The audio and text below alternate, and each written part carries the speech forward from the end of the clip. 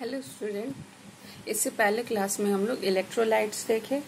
Electrolytes क्या था कि वैसे सब्सटेंस है जहाँ पे जो है उनके एक्वा सॉल्यूशन या मॉल्टन स्टेट में वहाँ पे जो इलेक्ट्रिक करंट जो टेक प्लेस कर रहा था या फिर वहाँ पे जो इलेक्ट्रिक करंट पास हो रहा था वो किसके द्वारा हो रहा था, पॉजिटिव और निगेटिव आयन के द्वारा।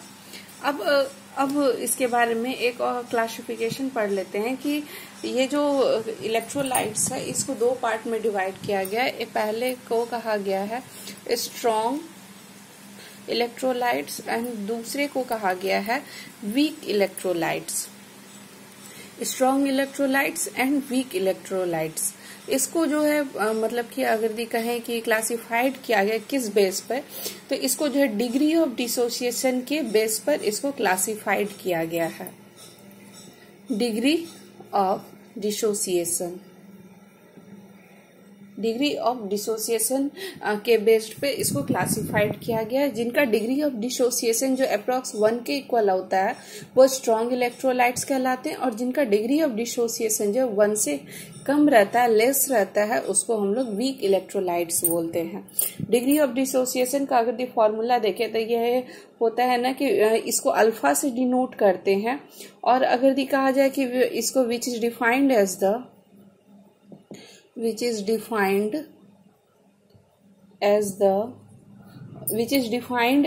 fraction of total number of moles which undergoes dissociation।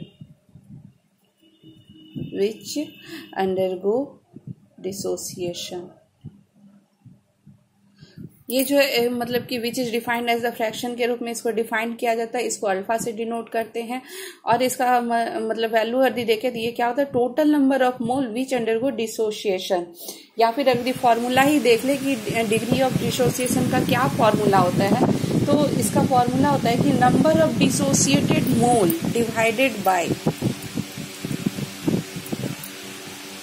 Number of dissociated mole is divided by number of mole takes।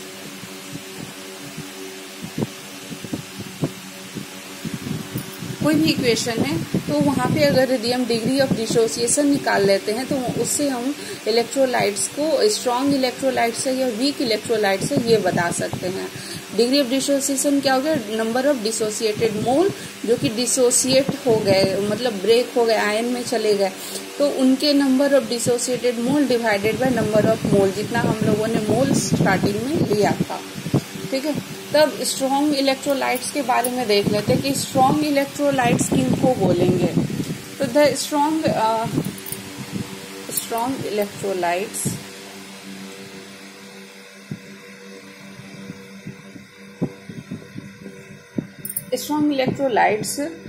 बोलेंगे द इलेक्ट्रोलाइट्स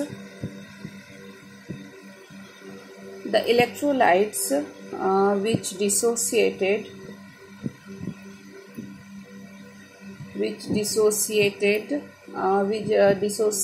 कह सकते हैं, which dissociate ऑलमोस्ट पूरी तरीके से या कम्प्लीटली या अप्रॉक्स भी कह सकते हैं कि मतलब कम्प्लीटली या फिर मतलब पूरी तरीके से, लगभग पूरी तरीके से ये जो है अपने आयन में चेंज हो जाए। ऑलमोस्ट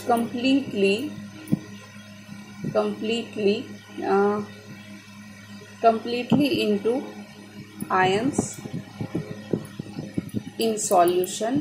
वो जो एक्वा सॉल्यूशन लेंगे या मोल्टन स्टेट में कोई सॉल्यूशन लें तो ions in solution are called strong electrolytes.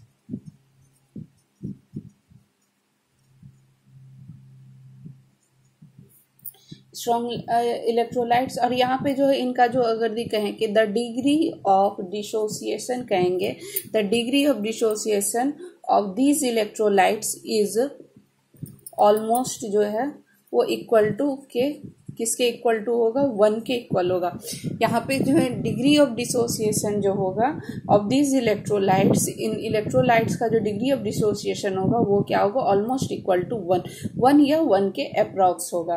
और इनका यहाँ पे देखें कि यहाँ पे क्या होगा कि यहाँ पे जो डिसोसिएशन होगा वो कम्प्लीटली होगा, कम्प्लीटली मतलब आयन में होंगे change.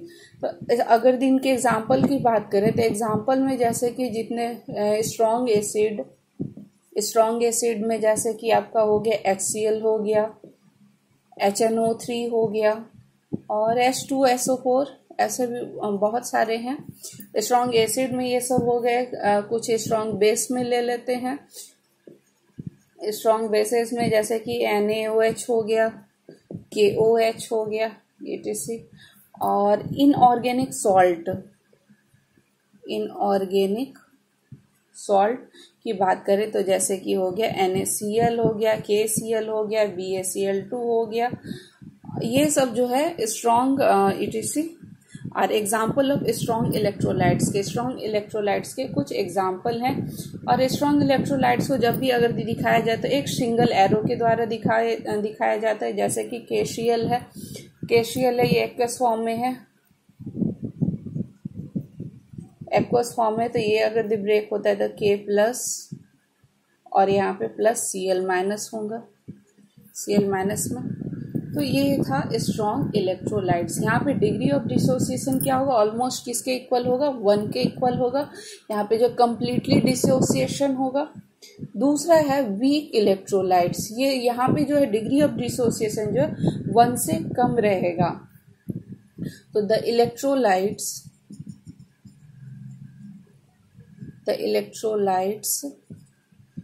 Which do not, completely dissociation नहीं होगा यहाँ पे, which do not dissociate much in aqueous solution are called weak electrolytes। उनको वीक इलेक्ट्रोलाइट्स बोलेंगे।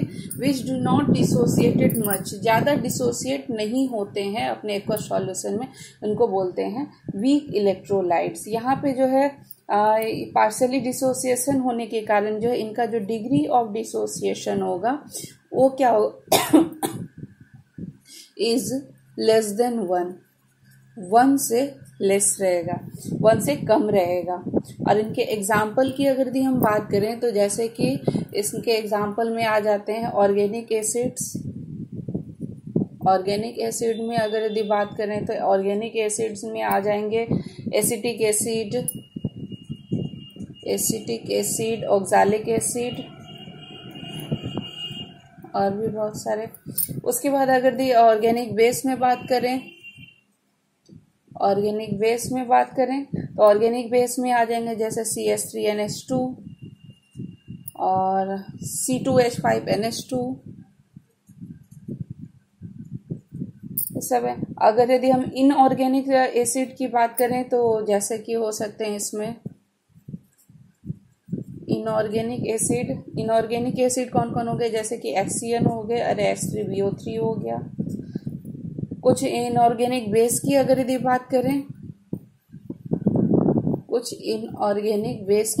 बात करें तो इसमें आ जाएंगे NH4OH और भी बहुत सारे। कुछ इनऑर्गेनिक सॉल्ट की अगर यदि बात करें तो जैसे कि HgCl2 etc। ये सब क्या है, वीक इलेक्ट्रोलाइट्स हैं। यहाँ क्योंकि इनका डिग्री ऑफ डिसोसिएशन क्या होगा, 1 से लेस देन होगा। यहाँ पे क्या होगा, पार्शियल डिसोसिएशन होने के कारण जो है यहाँ पे जो है कंप्लीटली डिसोसिएशन नहीं होगा। और यहाँ इसमें जो इक्वेशन को जो है डबल एरो इस तरीके से दिखाते हैं। NH3 एक्वस फॉर्म में है प्लस H2O और इसको इस तरीके से दिखाएंगे NH3 प्लस एक्वस फॉर्म में प्लस Cl- ये भी एक्वस फॉर्म में, ठीक है। तो ये था strong electrolytes and weak electrolytes. Strong electrolytes वो हो गए जिनका डिग्री ऑफ डिसोसिएशन 1 के अप्रॉक्स हुआ। वीक इलेक्ट्रोलाइट्स वो हुए जिनका डिग्री ऑफ डिसोसिएशन जो है 1 से कम हो गया, 1 से लेस देन हो गया। एग्जाम्पल की बात करें तो एग्जाम्पल में कौन कौन, स्ट्रॉन्ग एसिड आ रहे थे, स्ट्रॉन्ग बेस और कुछ इनऑर्गेनिक सॉल्ट भी आ रहे थे। और अगर हम वीक इलेक्ट्रोलाइट्स की बात करें तो वीक इलेक्ट्रोलाइट्स के एग्जाम्पल में जैसे कि ऑर्गेनिक सॉल्ट हो गए, ऑर्गेनिक एसिड हो गए, ऑर्गेनिक बेस हो गए और इनऑर्गेनिक एसिड हो गए, इनऑर्गेनिक बेस हो गए, ये सब इसके एग्जाम्पल में आते हैं। तो आप लोगों के लिए एक होमवर्क है कि आप लोग एक नोट्स तैयार कीजिएगा, difference between strong and weak electrolytes. Strong and weak electrolytes में क्या डिफरेंस है, कम से कम 2 या 3 पॉइंट तो जरूर बताइएगा। स्ट्रॉन्ग इलेक्ट्रोलाइट्स में कौन होंगे, यहाँ पे कंप्लीटली डिसोसिएशन होगा, यहाँ पे कंप्लीटली डिसोसिएशन नहीं होगा। और अगर इनकी बात करें तो इनका जो है डिग्री ऑफ डिसोसिएशन हाई होगा, इसका डिग्री ऑफ डिसोसिएशन लो होगा। इसका जो है यहाँ पे जो है इलेक्ट्रिकल कंडक्टिविटी कहेंगे तो ये हाई देगा, ये लो देगा। इनके एग्जाम्पल की बात करें तो इसमें कौन कौन से आ जाते हैं, जैसे कि आपका स्ट्रॉन्ग एसिड सब आ जाते हैं, स्ट्रॉन्ग बेस आ जाते हैं, इनऑर्गेनिक सॉल्ट आ जाते हैं, और इसमें ऑर्गेनिक एसिड ऑर्गेनिक बेस हो जाते हैं, इनऑर्गेनिक एसिड आ जाते हैं, इनऑर्गेनिक बेस आ जाते हैं, कुछ इनऑर्गेनिक सॉल्ट भी आते हैं। इनका जो है अगर स्ट्रॉन्ग एसिड का अगर देखा जाए तो इनका जो डिग्री ऑफ डिसोसिएशन 1 होता है, अप्रॉक्स 1 होता है, लेकिन इसका 1 से लेस देन होता है। ठीक है, तो नेक्स्ट क्लास में हम लोग और भी टॉपिक पे बात करेंगे। नेक्स्ट क्लास में हम लोग देखेंगे इलेक्ट्रोलाइटिक कंडक्टेंस में उनके फैक्टर अफेक्टिंग इन इलेक्ट्रोलाइटिक कंडक्टेंस को कौन कौन से फैक्टर अफेक्ट करते हैं उनके बारे में जानेंगे। Thank you.